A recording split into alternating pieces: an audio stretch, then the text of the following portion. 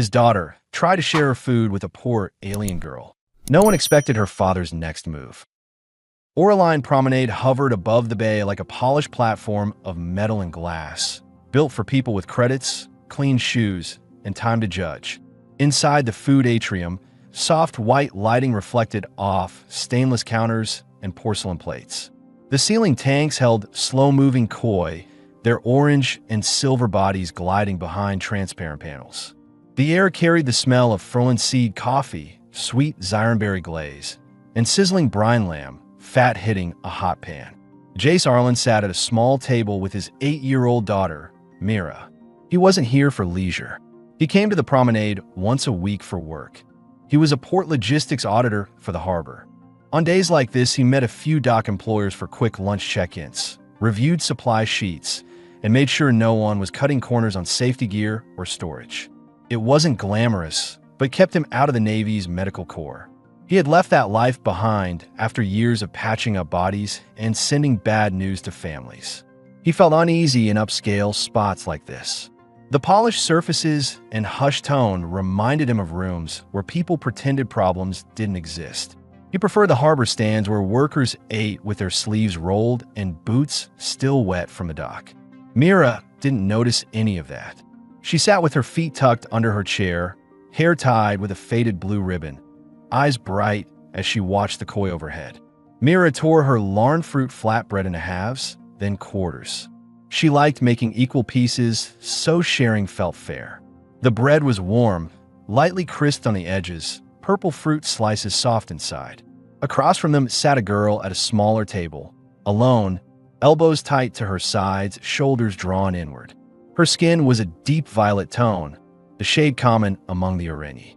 Her hair was long and yellow-white, cut unevenly as if by someone without proper scissors. She held herself ready to stand and run. Her cardigan hung off her frame, safety pinned at the collar to keep it from slipping. She watched the food in front of Mira like she was memorizing it, not expecting to taste it. Mira noticed. She felt concern. Her fingers paused mid-tier. She slid half her plate across the gap between the tables. "You can share with me," Mira said quietly. The girl didn't move first. She looked, not at the food, but toward the glass doors at the far end of the atrium, as if checking for permission. A head waiter approached with a polite smile stretched too thin. He held a tablet tucked to his chest, as if protecting the restaurant's image from contamination. "Young guests must order to remain seated," he said. His voice stayed pleasant, but the message was firm. Jace felt irritation. His jaw tightened for a second.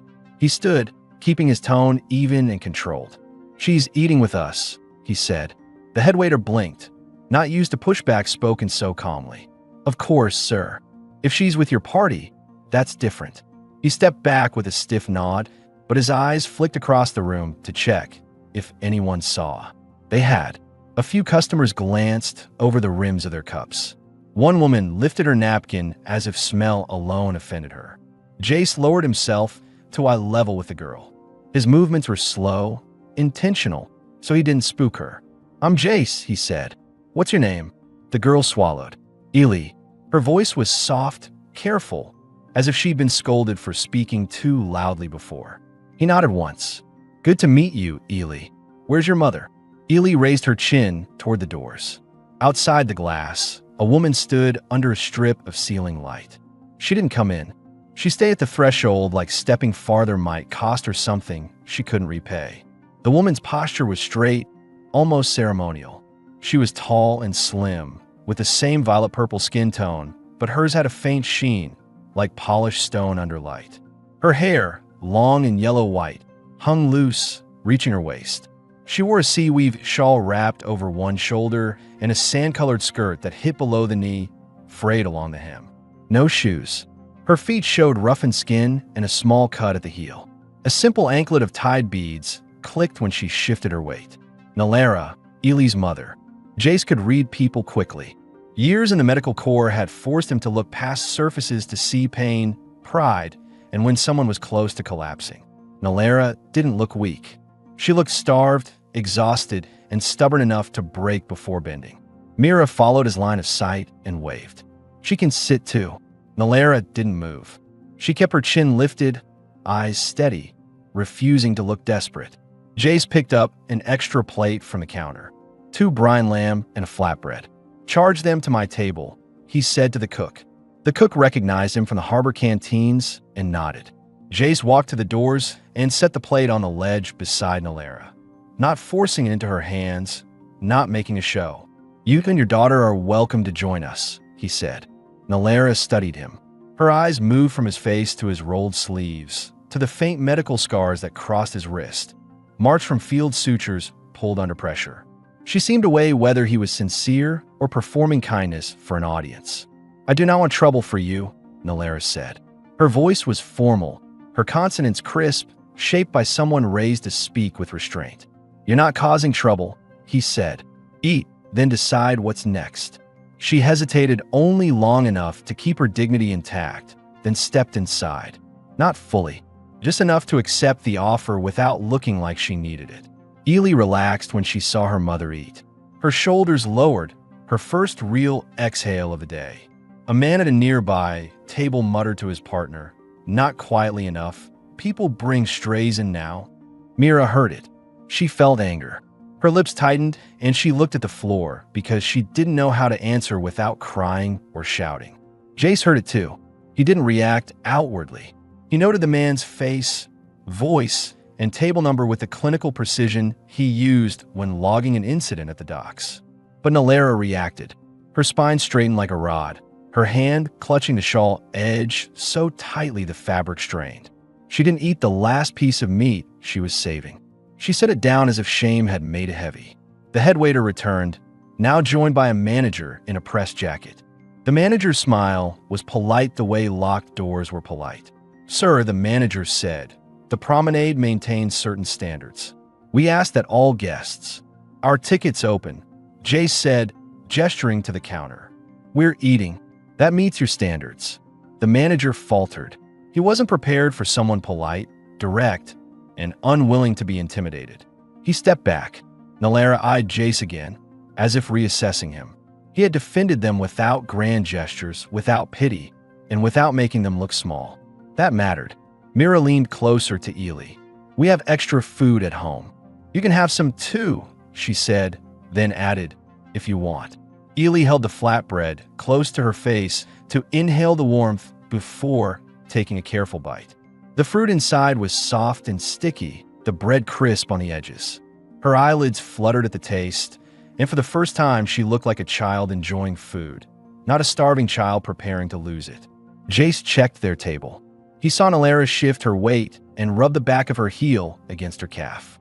A blister had formed from walking barefoot on promenade tile. He didn't comment. "Not here." He stood. "We're leaving. Mira, gather your things."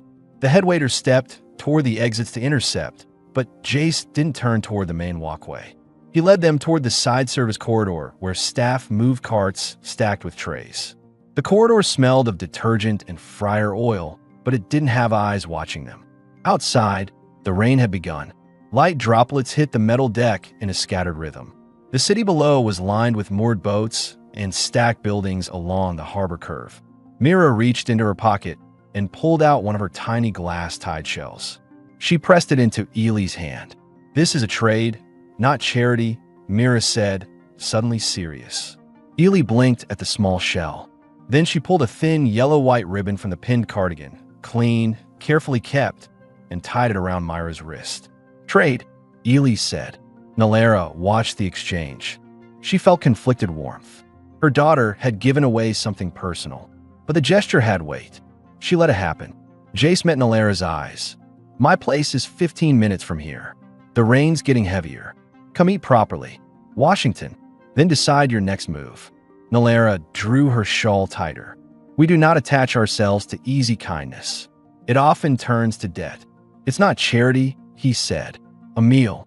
Warmth. Then you choose." She studied him a long second. The rain grew steadier, speckling her hair and shoulders. Ely looked between them, waiting for her mother's call. "One meal," Nalara said. "No promises." Mira hid her relief with a small cough. Jace nodded and guided them toward the tram. They passed a street vendor window where Thai boar ribs hung on metal hooks under heating lamps. The meat was dark, glossy with marinade. Jace bought a paper cone of ribs and handed it to Nalara. The vendor opened his mouth to comment on her bare feet, but Jace's steady look closed it. The tram arrived with a hiss of doors. Inside, people glanced, then looked away. Nalara stayed standing, hands on the overhead rail, keeping space between herself and the seats. Ely held the ribs carefully with both hands, trying not to drip sauce. Jace stood beside Nalara, not close enough to suggest possession, but close enough that any trouble would have to pass through him first. He felt responsible, not in a burdensome way, but in the same grounded way he used to feel when a wounded soldier grabbed his wrist and whispered, "Don't leave." He intended to guide Nalara through steps she didn't know she would need: shelter, recovery, regaining dignity and independence. He didn't plan to trap her. He planned to give her room to stand again. Rain streaked the tram windows as the city lights blurred. Mira whispered something that made Ely's lips twitch upward in the smallest smile. Jace watched it happen and made a quiet decision. This wouldn't be a one-meal situation. He would make sure they had space to breathe, heal, and choose, without shame chasing them out the door. The tram eased to a stop near Harbor 12, its brakes letting out a soft metallic groan. Rain had strengthened, striking the shelter roof in steady, cold taps. The doors slid open, and cool air rushed in, carrying salt from the bay and the faint smell of seaweed drying on the docks below. Jace stepped off first, scanning the platform out of habit. He felt alert. His shoulders shifted, ready to shield if anyone took issue with him bringing Tu or Rennie onto a human-favored residential line. He kept his voice calm as he motioned forward. "This way. It's close."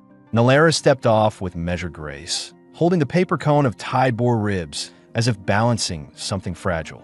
Ely stayed between Mira and her mother, gripping the ribs with both hands. Mira held her umbrella over both of them, tilting it so Ely didn't get wet. Nalara glanced at the small buildings lining the harbor walkway. "Is this a human quarter?" she asked. "Yes," Jace said. "Mixed, but mostly human workers.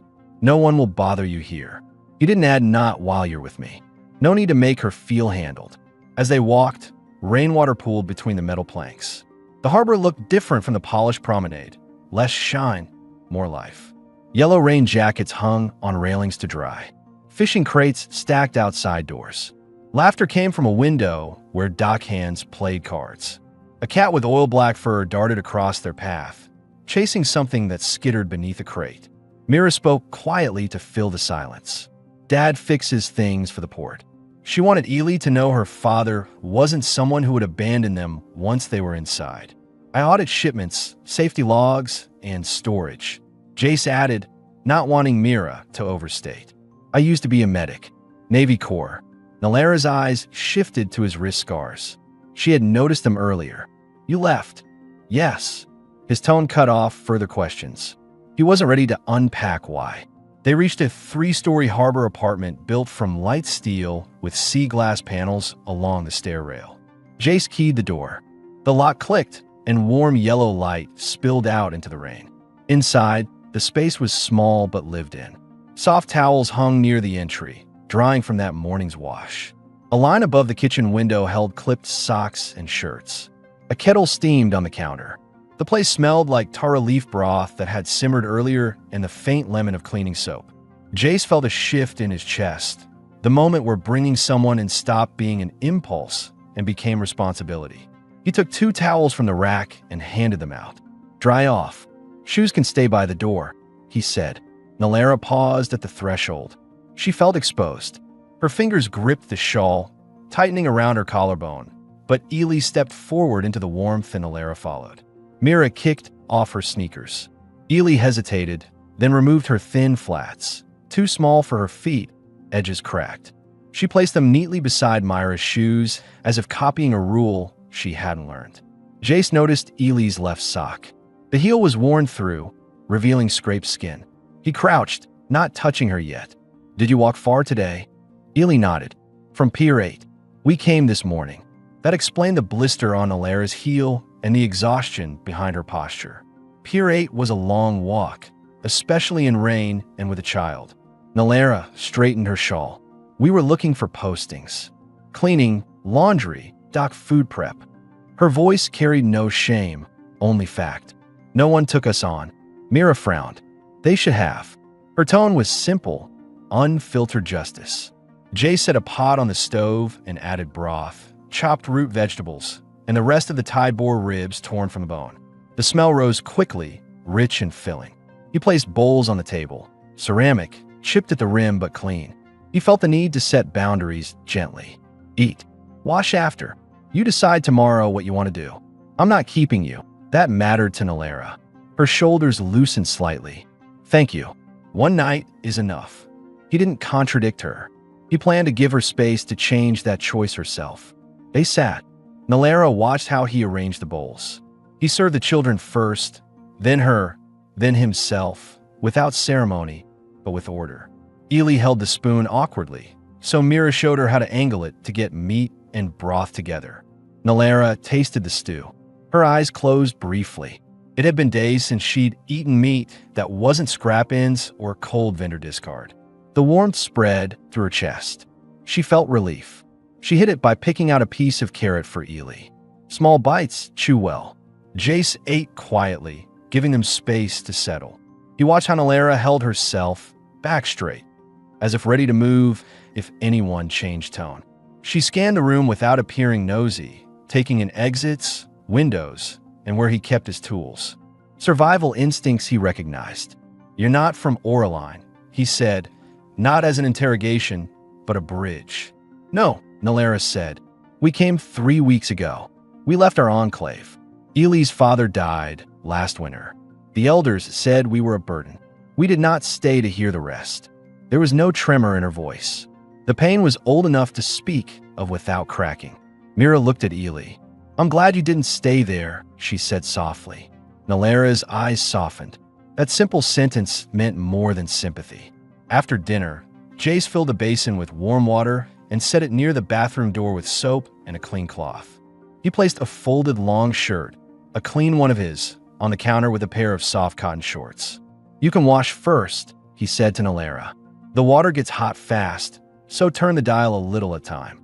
Nalera looked at the clothes. Wearing someone else's things meant trust. She hesitated. He saw it. They're alone, not a label, he said. You keep your dignity here. That landed. Nalera nodded once and took the clothes. She touched Ely's cheek. Stay with Mira. Eat more if you want. Ely nodded, already dipping bread into the broth.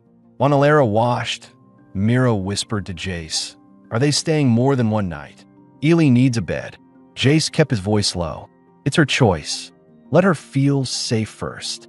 Mira accepted that. Nalera emerged from the bathroom with damp hair, wearing his shirt. It fell mid-thigh on her, sleeves rolled twice. She looked cleaner, less guarded, but still alert. She sat on the couch, pulling her legs up to dry her feet with the towel. Jace crouched and gently lifted her heel to apply a small adhesive pad. She tensed, not expecting him to touch her. He felt her flinch, then steady. It's just a blister, he said quietly. This will stop the rubbing. He placed the pad with practiced precision. His hands were steady, warm. She didn't pull away. She felt conflicted comfort. The care was simple and respectful. No pity, no ownership. He stood. Rest. I'll set extra blankets. He watched her settle into the couch, then turned off the overhead lights, leaving only the warm lamp near the window. Rain tapped the glass. Mira and Ely curled up under a shared blanket, whispering about the glass tide shell and the ribbon trade. Jace lingered in the doorway for a second. He saw Nalera watching the rain, face calmer than at the promenade. He planned to give her back the ability to stand anywhere in this city without shrinking. He locked the door, closed the curtains halfway, and sat near the window. No promises spoken, no pressure added, just a safe room for the night. Nalera exhaled for real this time, like her lungs finally remembered how. Morning light pushed through the thin curtains, pale and cool from the overcast sky. The harbor quiet was different at this hour. No shouting from dockhands yet, only the distant clang of a boat ramp being lowered and the soft churn of water against metal pylons. Jace woke early out of habit. He sat up on the small fold-out bed he used when giving Mira the main room, listening for movement. He felt cautious optimism. The apartment still held the calm from last night. not the tension of guests ready to bolt. He stood, dressed in a clean charcoal shirt and work trousers, then stepped into the kitchenette. He moved quietly, putting on water for Frolen seed coffee and slicing the last of the larn fruit for the girls. The knife hit the cutting board in steady taps. Nalara wasn't on the couch anymore.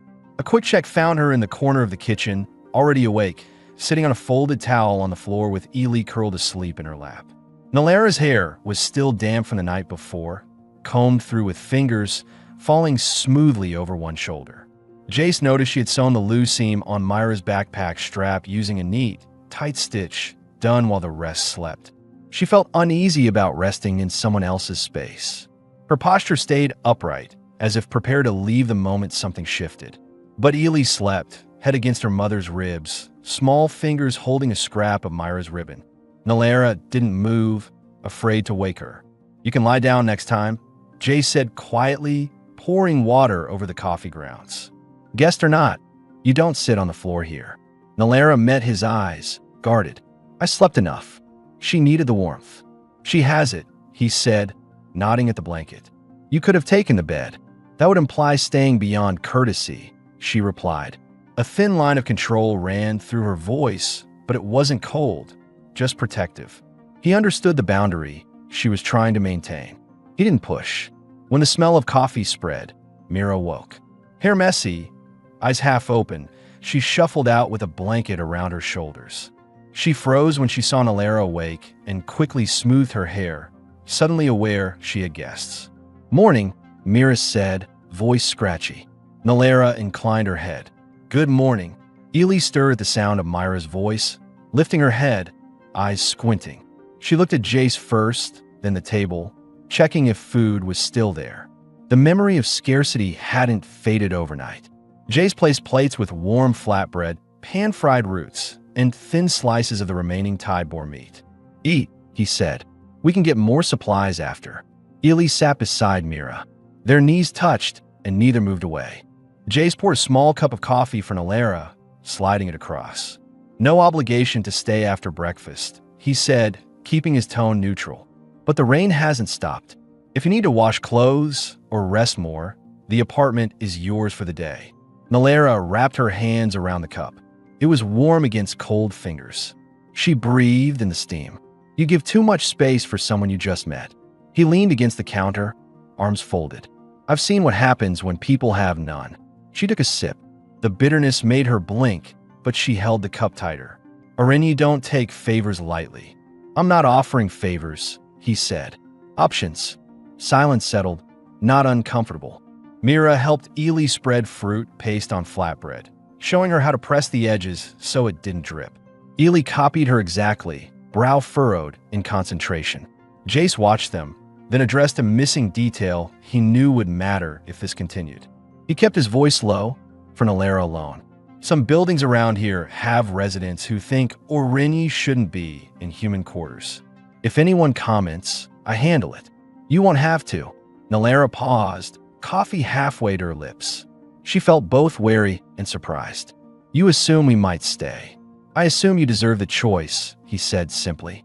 Mira perked up. "Dad's place is small, but we can make space. I can share my room with Ely." Ely looked at Nalara as if asking permission to want that. Nalara placed her cup down. "We won't overstay. I need to find work today." Jace nodded. He planned to guide her through steps she didn't yet see. Steady income, safe routine, manageable independence. Not rescue. Stability. "Harbor kitchens always need prep hands in the mornings," he said. "Not great pay, but honest. I can ask a foreman I trust." Nalara hesitated. She wasn't used to humans offering connections without expecting something. "If you vouch for us, they might expect us to repay through other means." Jace's voice sharpened, low but firm. "Anyone tries that, I shut it down. You earn by work. Nothing else." She held a stare for a long moment. Something settled between them, an early form of trust, unspoken but present. After breakfast, Jace gathered laundry into a basket. "Bathroom's free to use. Mira will show Ely where school things are if she wants to look. I'll check the harbor for openings." Nalara stood, adjusting the borrowed shirt that hung to mid-thigh. She had washed it by hand at dawn and air-dried it over the heater, a small act to avoid feeling like she was taking too much. "We will contribute before the day ends." "You already did," he said, glancing at the repaired backpack strap. "Your stitching's better than mine." A brief spark of pride touched her face before she hid it. "Old habit. My mother taught me to mend before I could read." Mira smiled. "Then you're the only one here who can sew straight." Nalara allowed the corner of her mouth to lift just once. Before stepping out, Jace paused by the doorway. Rain still fell in thin, cold lines outside. He grabbed a spare slate-gray rain jacket from the hook and held it out to Nalara. "You'll freeze in that shawl," he said. "Take it." She looked at the jacket, weighing dignity versus practicality. She accepted it with a short nod, slipping it on. It was loose on her, sleeves long, but it shielded the wind. "I'll be back in an hour," Jace said. "Lock the door when I leave. Don't open it unless you hear my voice." Her hand hovered near the lock.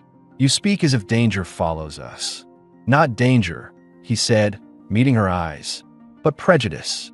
And I'm not giving a chance to walk through my door."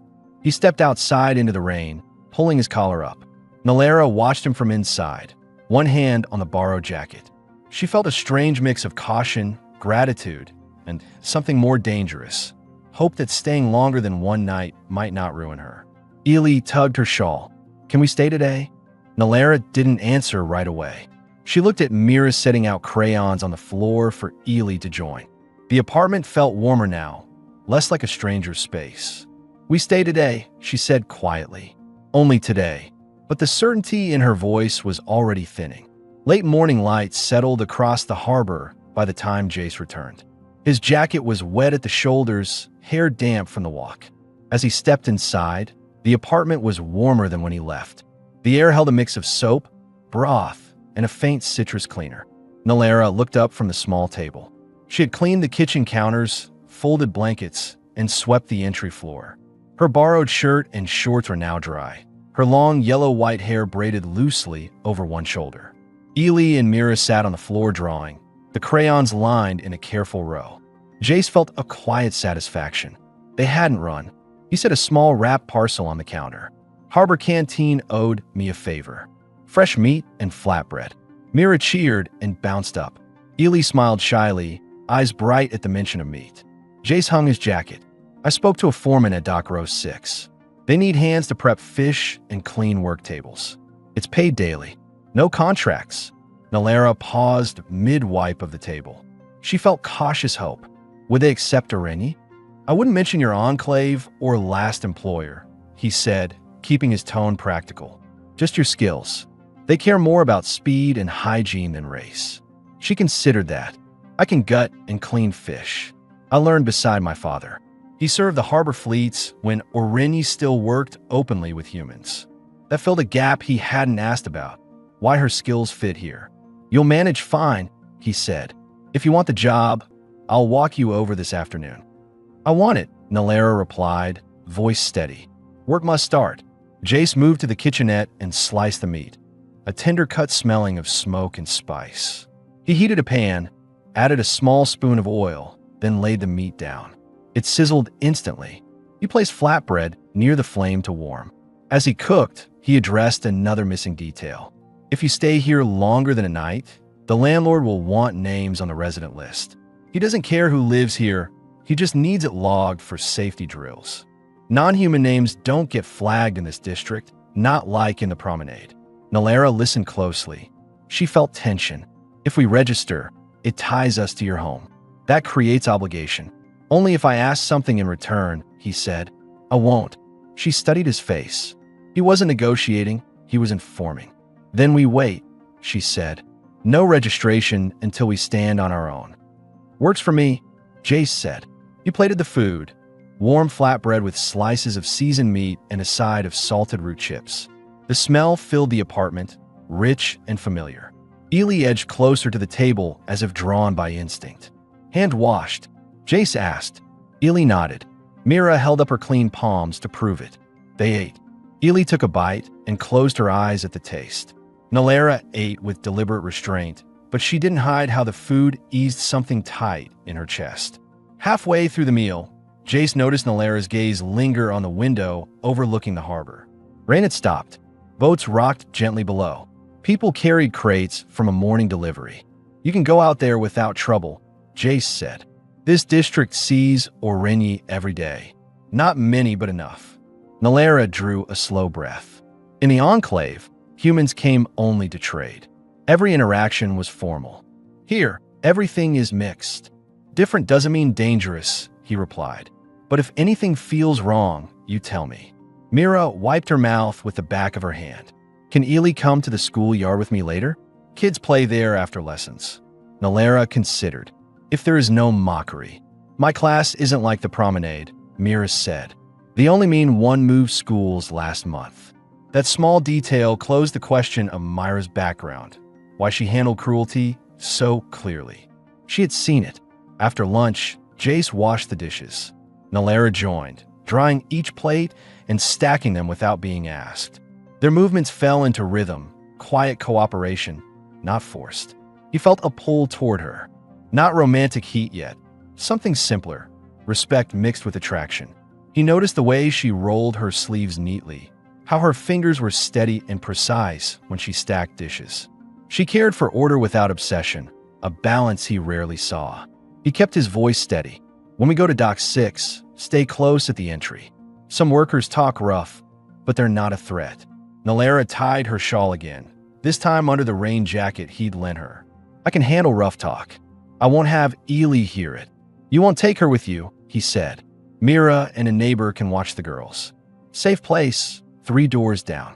Nalara tensed at the idea of leaving Ely anywhere unfamiliar. He saw it. "You can meet the neighbor first," he added. "You choose if it's suitable." She nodded once, appreciative, not softened. He planned to guide her through regaining independence step by step. First income, then choosing where she lived, then stability for Ely. How long she stayed under his roof would be her choice, not his push. Before they left, Nalara went to the mirror to smooth her hair. She adjusted the borrowed jacket and the shawl beneath it. She caught Jace watching, not staring, observing. "What?" she asked. "You look like someone ready to fight her way back," he said. Nalara held his eyes, steady. "I am." He picked up his keys and opened the door. The hallway carried smells of laundry steam and someone cooking onions down the stairs. "Let's get you that job," he said. Nalara stepped out first, head high. She wasn't just staying another day. She was testing the idea of building one. The walk to Dock Row 6 took them along the harbor's lower path, where the air was thicker with salt and engine oil. Seagulls perched on railings, watching for scraps. Workers moved crates. Hoses snaked across the ground, and the clang of metal echoed from a nearby maintenance shed. Nalara stayed close, but not behind Jace, beside him with a measured half-step of space. Ely held her hand at first, then let go when Mira pointed out a boat painted with bright fish on its hull. Ely drifted closer to Mira, curiosity outweighing caution. Jace felt protective. He scanned faces as they passed. Most dock workers wore waterproof jackets and rubber boots, hand-stained with fish scale or engine grease. A few glanced at Nalara and Ely, noting the Orenyi features, but no one stopped them. He slowed near a small food stall that sat just before the docks. A middle-aged woman ladled stew into metal cups for workers on break. She looked up at Jace and raised a brow. "You look like you're bringing trouble or fixing it," she said with a half-smile. "Trying to prevent it," Jace said. "You still give out stew early if someone needs it." The woman eyed Nalara and Ely, assessing, not judging. She handed Ely a small cup. "No charge." Then, to Nalara, "You eat too, or you'll faint by midday." Nalara accepted the cup with a slight bow. "You honor us." "Eat before it gets cold," the woman replied, already turning back to the stove. As they walked away, Nalara glanced at Jace. "Are all humans in this district like that?" "No," he said, "but more than in the promenade." Approaching Dock 6 entry gate, they heard raised voices. 2 workers argued over crate counts. Nothing dangerous, just typical dock noise. The foreman, a man named Rusk, stood clipboard in hand, trying to mediate. Jace stepped forward. "Rusk," the foreman turned. His lined face brightened. "Auditor Arlen, didn't expect you today. Quick request. Jace said, motioning to Nalara. She's looking for prep work. Knows fish handling. Reliable. Russ gave Nalara a direct look. Not dismissive, not hostile, just weighing if she'd slow the line or keep it moving. Ever cleaned Tide pike? Scales clog the drains if you don't angle the scrape. Yes, Nalara said. Scrape downward, near the bucket. Not the floor. Russ nodded once. We start in 10. Pay is daily. If you keep pace, we keep you. Nalara felt steady relief. I will work well. Hair tied and sleeves up, Rusk added, then moved on without fuss. Jace stepped aside with Nalara so the girls wouldn't get caught in worker traffic. You'll smell like fish after, he said. I've smelled worse, Nalara answered, a hint of dry humor. He handed her a simple band to tie her hair. She secured her braid tight. She looked ready. Not fragile, not saved, ready. Before she joined the crew, Nalara crouched to Ely's height. Stay with Mira. Listen to her father. Ely nodded, though her eyes clung to Nalara a moment longer than confidence allowed. Nalara brushed Ely's cheek with her thumb. Then she looked at Jace. If she needs me, tell Rusk. I will come out. I'll keep them close, he said. Nalara walked through the gate. The foreman tossed her an apron and pointed to a table. She tied the apron in one clean motion and took her place among workers. She didn't hesitate. Hands to work, back straight. Jace felt a quiet respect grow. He led the girls toward a small seating area near the water, far enough not to crowd the dock line, close enough so Nalara could see them if she looked up. Mira shared chalk with Ely, drawing shapes on the damp concrete. As they drew, Jace watched the dock crew. Nalara picked up the rhythm quickly. Gut, clean, rinse, stack. Efficient, uncomplaining. She asked short, practical questions. Her sleeves were rolled tight to the elbow, exposing the same faint sheen of lavender-violet skin under the work lights. She blended into the motion, not hiding who she was, but not drawing attention. Ely looked up from her chalk. Is Mama working good? She's holding her own, Jace said. Russ kept her on the front table. That means he trusts her speed. Ely nodded, processing that with pride she didn't yet know how to express. About an hour in, a dockhand carrying a crate passed by and nearly tripped when he noticed Ely's chalk drawings, colorful swirls on the concrete like tide patterns. He didn't say anything cruel. He just adjusted his path and kept walking. That small non-incident was enough to ease a piece of tension in Jace's chest. They weren't invisible here, but they weren't attacked for existing. When Alara's first break came, Rusk waved her off. She walked straight to Ely, hands smelling of brine and fish oil, but her eyes warm.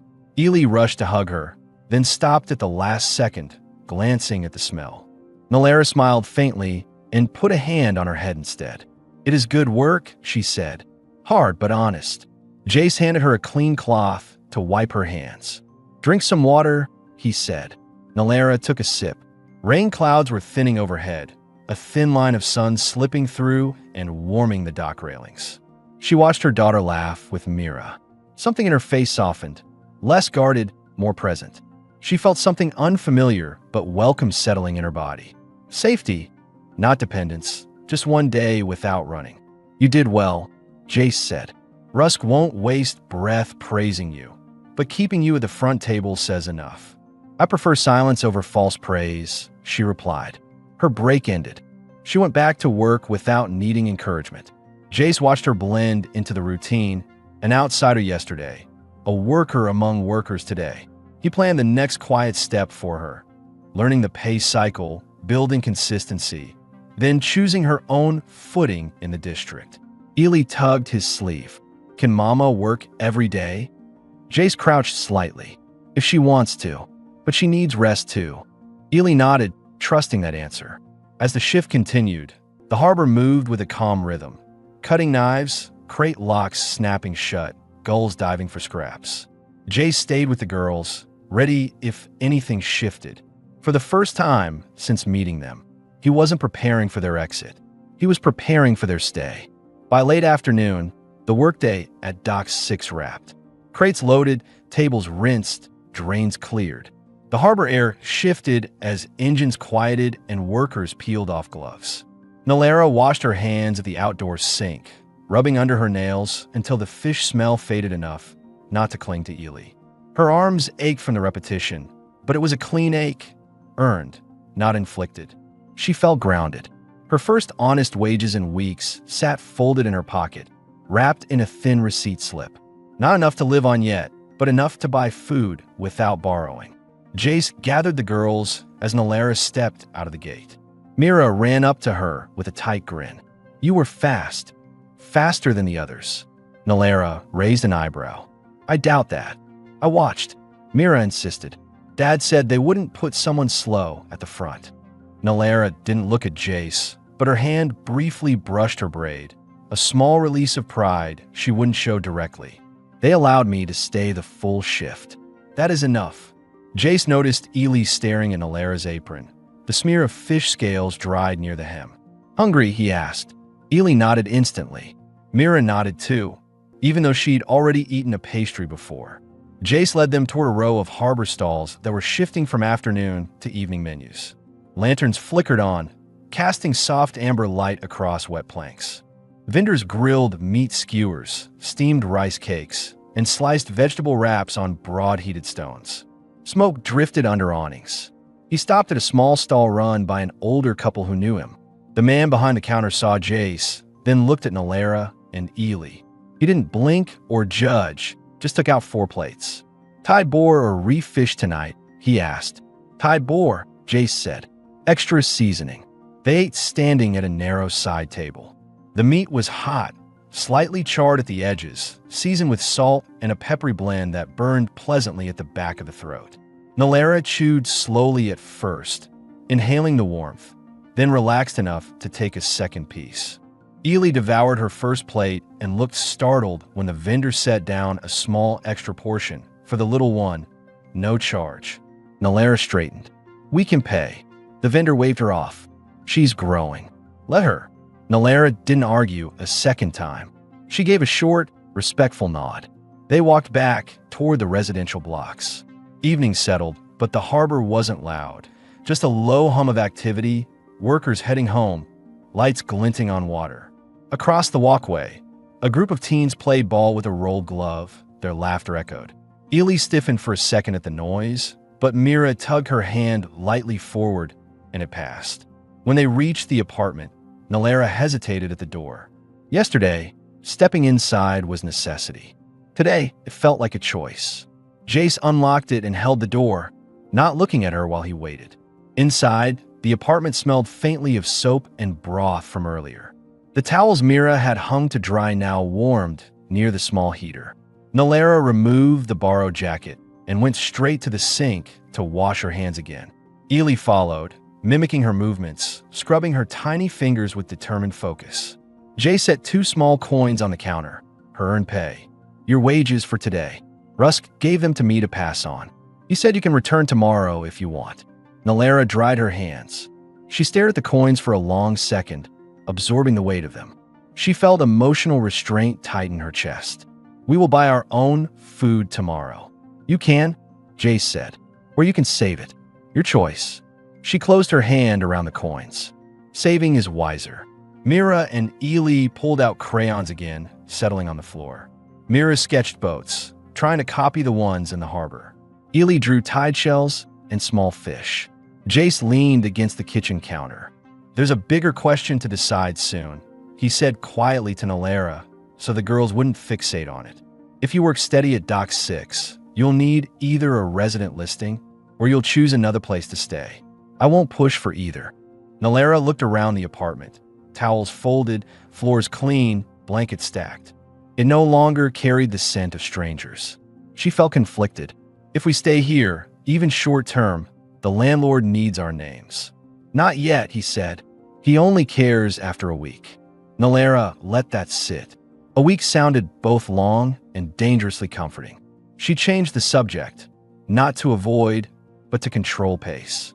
Ely must learn with other children. Mira spoke of schoolyard. Jace nodded. "Tomorrow after work, we can walk by. Meet a teacher. See if Ely feels safe there." That answered a missing concern. The child's future, not just survival. Nalara exhaled. Not relief, but permission to breathe closer to ease. "Thank you." But I do not want Ely to grow dependent on your daughter's space or your kindness. We will build our own footing. That's the plan, Jace said. Just not all in one day.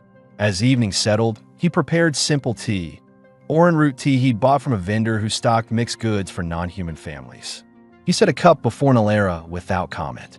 She noticed what it was, that he had chosen something familiar to her culture. She didn't ask where he got it. She didn't want to give the moment too much weight. She just held the warm cup and let her fingers take in the heat. Ely's body leaned into Mira, head resting on her shoulder as their drawing slowed. Nalera watched the two girls, hers and not hers, sitting as if they'd done it for months, not a single day. Nalera felt the shift again. Attachment forming. Quiet, dangerous, needed. She stood, collecting the girls' cups. I should wash these. Jay stopped her with a light touch on the rim of one cup, not her hand. You worked all day. Sit. Nalera didn't sit right away. She watched him wash the cups, sleeves rolled, forearms tensed slightly with emotion. He worked like he did everything, in steady silence, no wasted movement. Something in her expression changed, subtle, private. Not gratitude, recognition. She sat. When the girls fell asleep on the couch, heads touching, blankets tangled, Jace turned off the main light. Only the lamp by the window stayed on, soft and warm. Nalera adjusted Ely's blanket and gently brushed hair from her forehead. Then she looked at Jace. We stay again tonight, she said, but only to keep her routine stable after work. It's a good reason, he answered. She held his gaze for a second longer than necessary. She didn't thank him with words. She didn't need to. Jace locked the door, checked the windows, and took his seat near the window again, not as a guard, but as someone making space for the night to settle safely around them. Nalera's shoulders eased, her body no longer braced to run at the first sound. For the first time in a very long time, the night ended without fear. The next morning began with a different energy. The apartment no longer felt like a temporary shelter. It carried the rhythm of a home waking up. Light filtered through the curtains in soft strips as the harbor stirred with early workers calling to one another across the docks. Jace was already at the stove when Nalera stepped out from washing her face. He cooked briskly, precise in each motion, pan-frying leftover Tybor slices with eggs and herbs.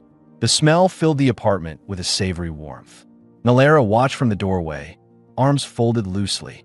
She felt a quiet shift. She wasn't evaluating whether to stay anymore. She was evaluating how to stay without losing herself. You cook early, she said. It keeps the day from slipping. Jace replied, sliding eggs onto plates.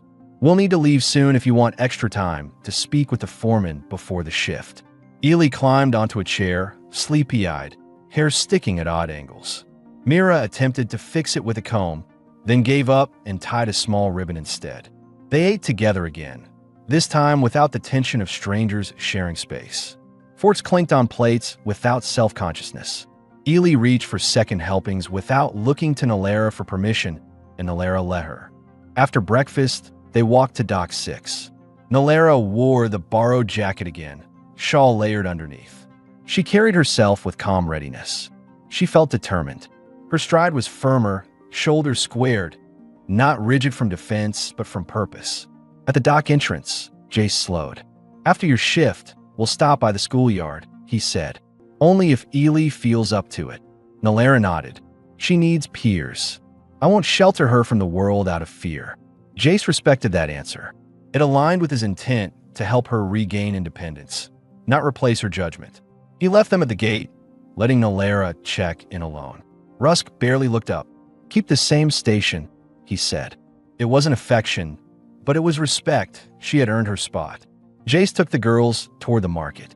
On the way, a question Mira had been holding since yesterday finally surfaced. Dad, she asked, is it safe for Ely to join human school? I don't want anyone to treat her like the people at the promenade treated her and her mom. Jace felt protective. His jaw set for a second. If anyone tries that, the teacher handles it first. I handle it second. Ely looked up at him, uncertain. School, is it loud? It can be, he said honestly. But there are rules. And Mira will be there. You won't be alone. Ely's fingers tightened around the chalk she carried in her pocket like a talisman. I want to try, she whispered. He squeezed her small shoulder gently. That's brave. They spent the morning at the market stalls so Ely could see children her age in a neutral environment. Mira pointed out a toy stand with small carved animals. Ely lingered on a wooden fish with painted silver scales. She didn't touch it, just stared. You want it? Mira asked. Ely shrugged. Maybe later, when we buy with our own money. That answered a missing concern, whether Nalara's values of earning, not receiving, had passed to her daughter. It had. When Nalara's break came, she stepped outside, wiping her hands on her apron. She spotted them and approached. Ely immediately held up the chalk drawing she'd made on a dry piece of crepe paper, a rough outline of the harbor and a boat. It looks like the ferry boats, Nalara said, brushing a thumb over the paper edge. Her voice was soft with approval. During her second break, Jace introduced Nalara to Ms. Arian, a teacher finishing her lunch on a nearby bench. She looked mid-30s, hair pinned up, wearing a lightweight raincoat over a gray dress. She spoke to Nalara directly, not over her. We have mixed students, Ms. Arian said. Some human, some Orenyi, a few from off-world families. Ely can observe first if she prefers before joining class. Nalara listened without giving away fear. She learns quickly, but she needs to feel safe. Understand, Ms. Arian said. Would you both like to visit after work today? Nalara glanced at Jace, then back at the teacher. We would. That afternoon, as workers clocked out, Nalara walked toward them with tired hands but a calmer expression. She carried her pay again, now 2 folded slips instead of 1. Ely ran to her. Mama, school is okay to look at. Nalara smoothed her hair. We will see. Jace walked with them to the schoolyard. The playground wasn't large, 2 swings, a climbing frame, chalk-covered ground. But children laughed and played tag, mixing without the rigid separation Nalara expected. Ely stepped toward the gate, then stopped. Her breathing quickened. She felt anxious.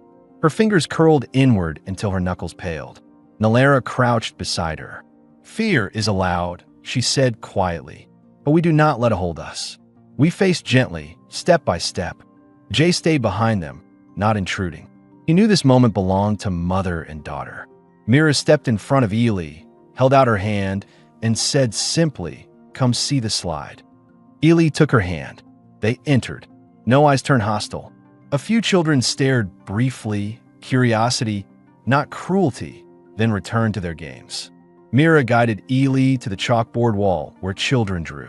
Ely kneeled and began sketching tide shells again. One girl asked if she could draw one too. Ely nodded, shy but pleased. Nalara watched, hands clasped. She felt relief so sudden it made her knees weak for a second. Jay stood beside her. She's fitting. If we stay near here, Nalara said, voice low, she could grow without fear. It wasn't a commitment, but it was the first time she used if we stay as a real possibility, not a wall. You'll choose what's right, Jace said. But this district won't push her out. Nalara's face softened, and her voice lowered further. I do not want you to carry us. I only want a place where carrying ourselves is possible. You will, he said.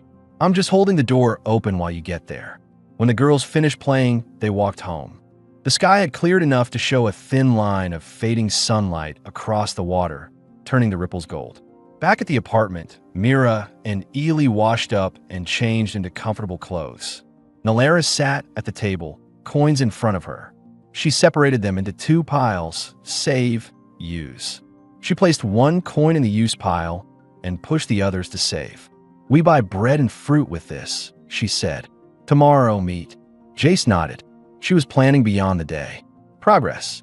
He heated leftover stew and cut fresh bread he'd bought during their errands. They ate without hurry, without watching for the next threat. After dinner, Mira pulled out her small puzzle box, a mechanical wooden piece that Jace had carved years back. She taught Ely how to twist the sections to reveal a hidden compartment. Ely solved the first layer on her own. Nalara's lips curved with quiet pride. When the girls fell asleep again, this time in Myra's room, by choice, Nalara stepped onto the small balcony. The harbor lights reflected off the water, calm and steady. Jace joined her, leaning lightly on the rail. They stood without speaking for a while. The night air was cool, carrying the scent of salt and grilled food from somewhere down the block. "You're thinking ahead," Jace said. "Yes," Nalara answered. "It feels unfamiliar, but good." She looked at him, not guarded, not defensive, just honest. "Thank you for not treating us as a burden," she said. "No embellishment, no softening." "I don't see you as one," he replied. "I see potential. For you. For Ely." Nalara turned her eyes back to the harbor. The lights flickered across her face, making her expression easier to read for once. Tired, hopeful, and afraid of wanting more than safety. They stayed on the balcony until the chill deepened. When they went inside, Nalara didn't claim the couch immediately. She stood in the center of the room, hesitating. "We stay again," she said finally. "For stability, not comfort." Jace nodded once. "That's enough reason." This time, her voice wavered ever so slightly, not in doubt, but in acceptance. Tonight, she wasn't staying because she had nowhere to go. She was staying because leaving would break something that was finally beginning to heal. 2 more days passed with a steady rhythm. Dock work for Nalara, schoolyard visits for Ely, shared dinners that no longer felt temporary. On the 3rd evening, a quiet, defining shift took place. It was late by the time they returned from Dock 6. Nalara had stayed an extra hour to help Russ close, a silent sign he trusted her. The girls were tired, leaning against each other as they climbed the stairs. Inside, Jace warmed stew and sliced fresh bread without being asked. The routine formed around them, with no one naming it. After the meal, Mira guided Ely to the bedroom. Nalara followed to tuck them in. She paused at the doorway, watching Ely fall asleep with her small hand wrapped around the puzzle box, Mira close beside her. Nalara brushed Ely's hair back, kissed her temple, and pulled the blanket gently over both girls. Her eyes lingered longer than the first night, less fear, more belonging. When Nalara stepped back into the living area, Jace was clearing the dishes. The apartment was dim except for a single lamp near the window. The harbor outside glowed with scattered lights reflected on the calm water. He moved with slow, deliberate motions, rinsing bowls, setting them to dry. His sleeves were rolled up, forearms wet with soap and warm water. He looked different in the quiet, less guarded, more present. She felt a pause inside herself, the kind that happened before a decision changed the direction of life. "I spoke with Ms. Arian today," Nalara said, keeping her voice low to avoid waking the girls. "She will place Ely in a small group first, to ease her transition. It is kind. It's a good step," Jace replied. He dried his hands and leaned on the counter, giving her full attention. "How did the day go for you?" "Better," she said. Russ corrected my cut on a Tide Pike. Didn't shout, just showed the angle. It was easier than I expected. She didn't need to add that respectful correction was rare for her in the Enclave. She sat at the table, hands resting around a cup of orange-root tea he had set out earlier. She hadn't touched it then. She picked it up now. It was still warm. "You are making space for us," she said, "not trapping us in it." I needed to see that.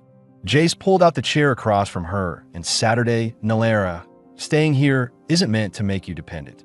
It's meant to give you ground long enough to stand without shaking. She held his gaze. No evasion. "We are not leaving tomorrow." Jace nodded, the acceptance simple and quiet. "Then we planned properly." He stood, opened a small drawer near the counter, and placed a short registry slip on the table, the kind needed for temporary residence entry. He didn't push it toward her. He left it where it was, between them, neutral. "If you choose to stay longer, the landlord needs this in the next few days. If you'd rather save for your own place, I'll help you find a fair rental close to the school and dock. No pressure either way." Nalara looked at the slip, then at him. She felt an ache of gratitude, sharp and real. "You keep giving options, not orders, because they should be yours," he said. The lamplight cast a soft glow over the room as rain began tapping lightly against the window. Nalara placed her hand flat on the table, fingers near the slip but not on it. "When Ely asked this morning if we could stay forever, I almost said yes. That frightened me." Her voice stayed steady, but her eyes revealed the weight of that admission. Wanting something is dangerous when you have lost too much. Jace leaned slightly closer. Wanting something is the first sign you're not just surviving anymore. Silence settled between them, comfortable and warm. Nalara's hand inched, almost unconsciously, closer to his. Not touching, just closing the distance that had existed since the day they met on the promenade. He reached first, not for her hand, but to cover the slip with his palm and slide it aside. Not tonight. Decisions should be made with a rested mind. Relief crossed her face, subtle but clear. She didn't want a night to be about paperwork. She wanted it to be about truth. They moved to the small balcony again. The night smelled of rain and sea salt. Lanterns from nearby boats floated on the dark water. Nalara stood close to the railing, hands resting lightly on it. Jace stood beside her, not in front, not behind. She felt safe. Her body loosened, shoulders no longer braced. "Jace," she said quietly, "you have done more for us in 4 days than anyone in the Enclave did in 4 years." He turned his head slightly. "That's not how it should be." "No," she agreed, "but it is how it was." She shifted, facing him fully. The rain light edged her features, soft and clear. She stepped closer, not seeking rescue or thanking with obligation, but choosing closeness for its own sake. "If we are to build a life here, I want it to be with honesty," she said. "No hidden terms, no shame." "You'll have that," he said. His voice didn't waver. She lifted a hand and rested it lightly against his chest, just above where his heartbeat pressed under his shirt. A small, grounding touch. Not dramatic, real. He placed his hand over hers, steady and warm. He felt the significance. He kept his touch firm but gentle, giving her the lead if she wanted to step closer or away. She didn't step away. Later, after they returned inside, he set a blanket on the couch out of habit. Nalara looked at it, then at him. "We stay again," she said.